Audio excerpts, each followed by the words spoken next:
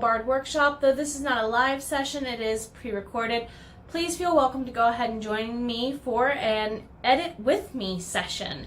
I was originally going to do my workshop for overwriters this way and let you see how I, as a overwriter, work with my own work. I am emphatically that person who wants to use every single long-winded method to speak with you. It's why my husband compares my work to George R.R. Martin and J.R.R. Tolkien, with some J.R. Ward sarcasm heavily placed in there. And it's not incorrect, because I do tend to go super flowery, super over the top. So I wanted to go ahead and do some actual live edits with you. We have, as my original plan was to do book 5, Bound by Lyric in Time. I've been talking about book 2, Bound by Oath and Heart, a great deal. And here soon you're going to hear me talk about it way more. Before we get that far, let's get editing.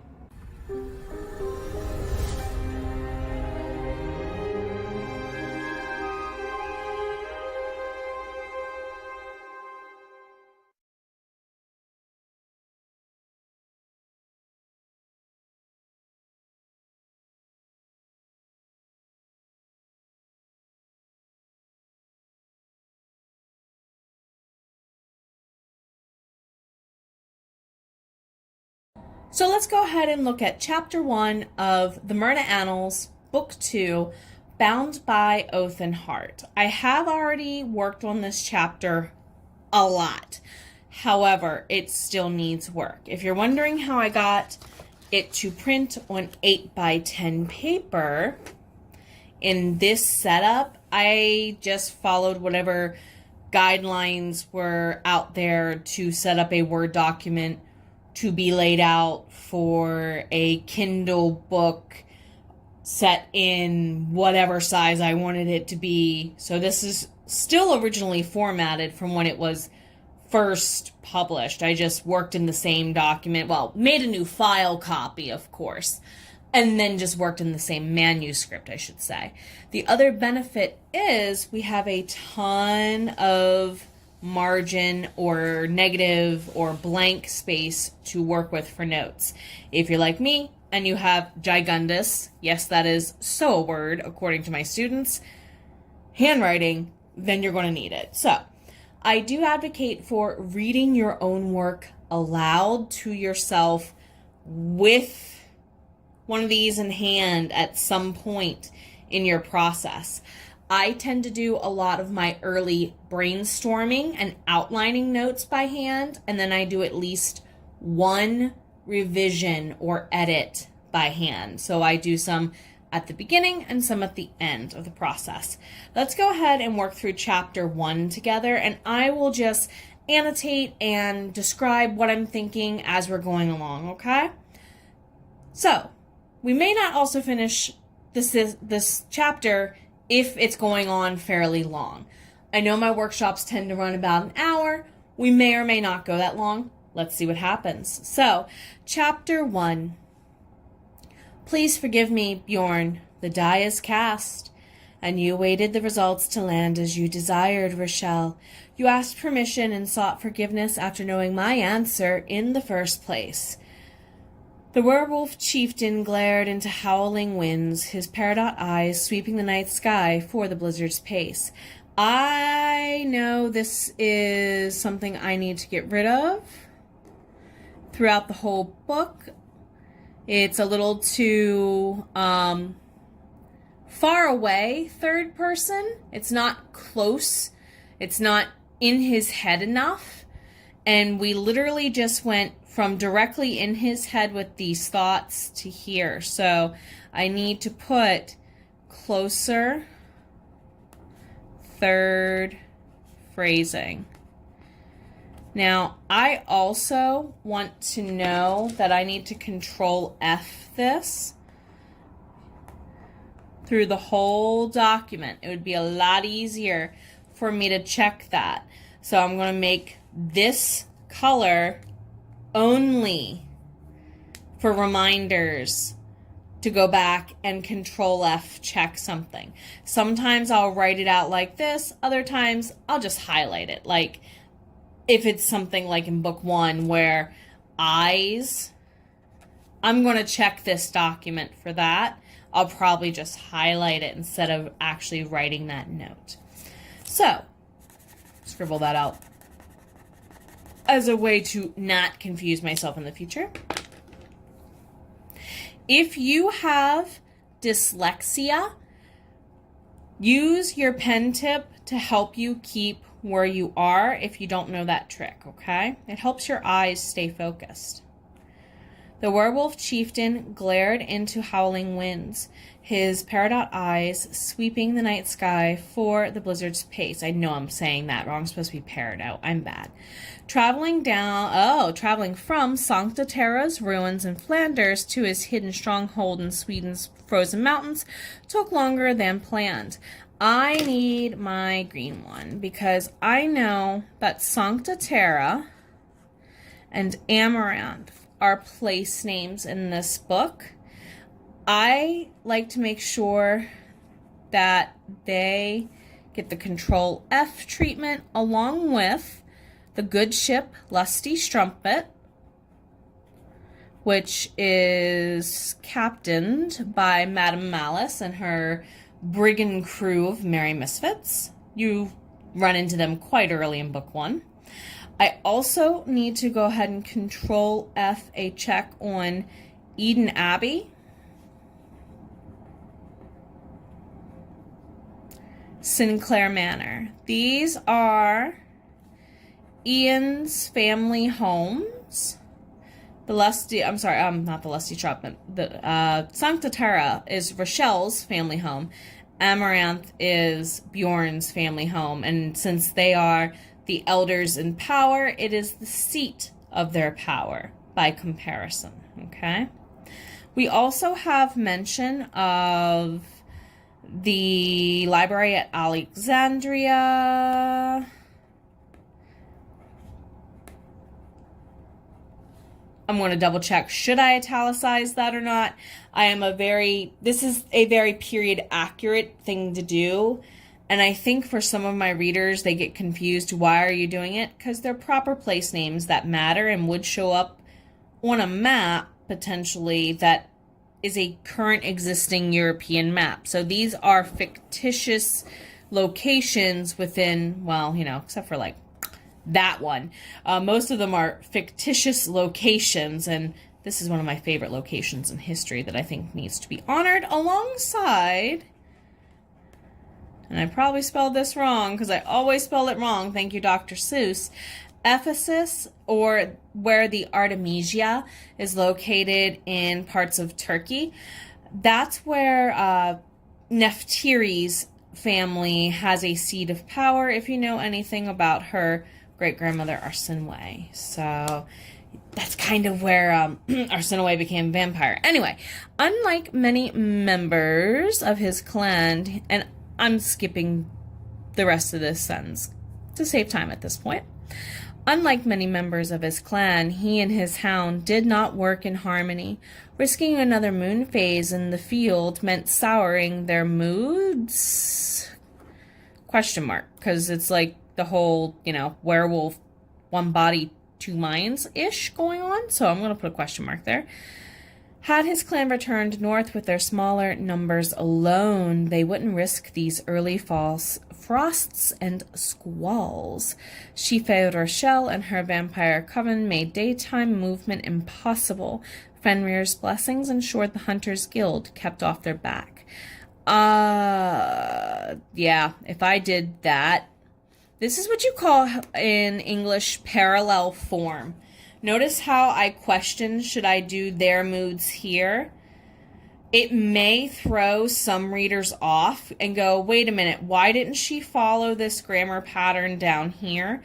So I'm going to label that as a grammar continuity check and a question mark. Are they supposed to be different or the same? And if so, which one? I'll double check that. He adored living in the Baltic for its protection. Madame Malice and her diminished brigand of married misfits traversed from Denmark without issue. So Denmark is going to be mentioned only because it's a map location. I think I need to change this because it's also foreshadowing. It might be too much foreshadowing. I should make this mainland because I don't want people to get confused and be like, wait a minute, Denmark, Sancta Terra, Flanders. Now, I better make this more general. We're throwing too many place names at people. So let's get more general. She dropped them to Sweden's shores and departed with promises to return for correspondence and supplies as weather permitted. Once on land, Harume scouted ahead and cleaned their tracks. Covered? Covered versus clean. I keep going back and forth. I've probably changed that at least 3 times. Maybe I should just pick one and leave it. The task took its toll in ankle-deep snow. This one here is grammatically correct because you're using 2 words to work together to describe a single noun. So that's why I want that hyphen there. It is correct. She worries too much about her new siblings, he thought, in the winter's stillness. Bjorn addressed the crowd meeting him for oncoming daylight. Ooh. He addresses them all right, and then I go right... Oh, this is the Tolkien in me coming out. Okay. So, I think this line was one of those... I needed to get back in the flow of writing things, so...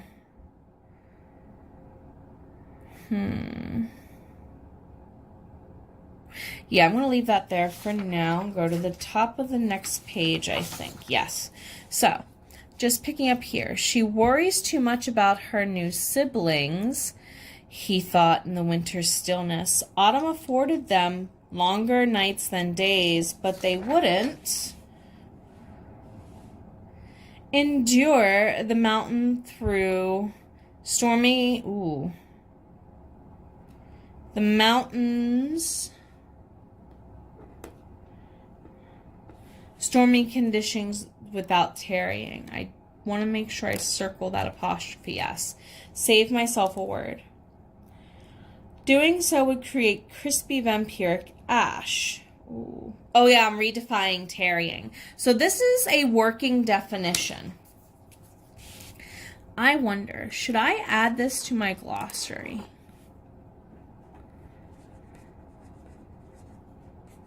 I don't think it's in there, which is a boo on me. It'd be one of the few terms I've never added to the glossary.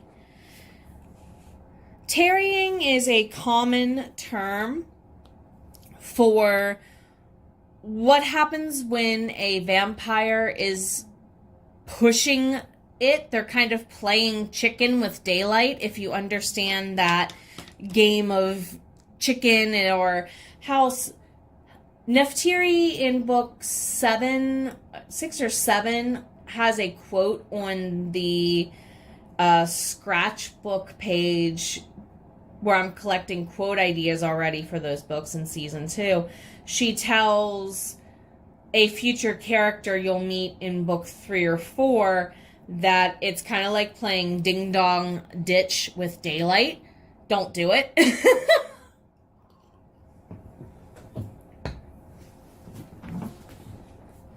So yeah, tarrying is, you're going to get potentially singed, if not, well, turned into crispy vampiric ash.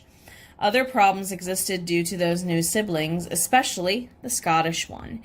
Ian came to them for a reason, and Bjorn hated training their newest Sunwalker. No other Merna could wield lightning and thunder than they. It's like...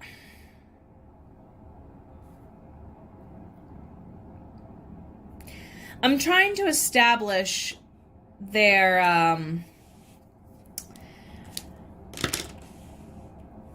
tutor and pupil relationship is not appreciated. So I'm going to check wording here.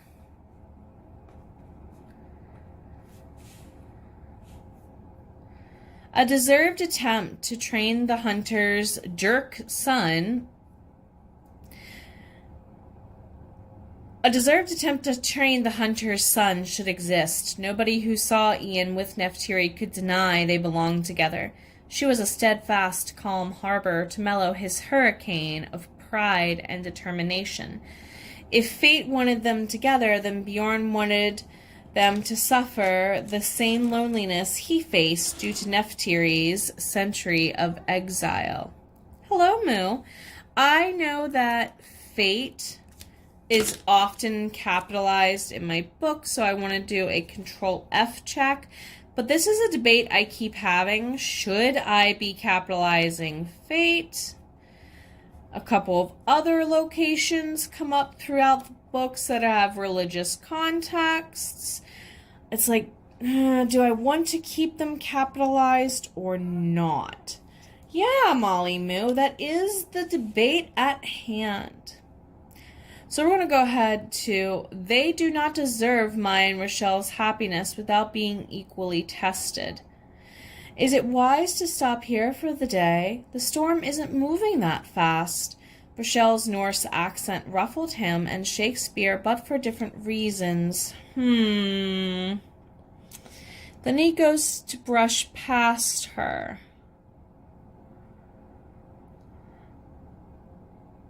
I don't think we need this line. If I look down below, she asks him, "Are you ignoring me?" I wonder if I should combine these. Wonder if I should combine these two paragraphs somehow. Yeah, if I do that, then he doesn't have to brush past her. And he doesn't have to have second thoughts slowing down the progress of the narration. I have way too much what actors and directors might call stage management. Too much me trying to control what the character does in my reader's head. So I'm going to take away instances of that whenever possible. Since she left Sancta Terra, and I know I'm going to do a Control F, so skip, to play Neftiri's, I gotta check spelling. It's supposed to be regnant. Regent? Regnant? Regent. Rochelle is Neftiri's first turnling and stepped in during a time of exile to play Puppet Queen. Spoiler alert! Though some of you are probably coming into this knowing there were going to be spoiler alerts. Who am I kidding? Anywho, Shakespeare refused to cooperate. A wolfen and their beast built a bond through taming. Both warrior and hound gave up when she refused to return. I also need to confirm that this she, is it Neftiri or Rochelle or both? It very well could be both, honestly. Because eldest daughter is a little too much like mommy, put it that way. Sancta Terra's demise complicated their anger. And then I used there.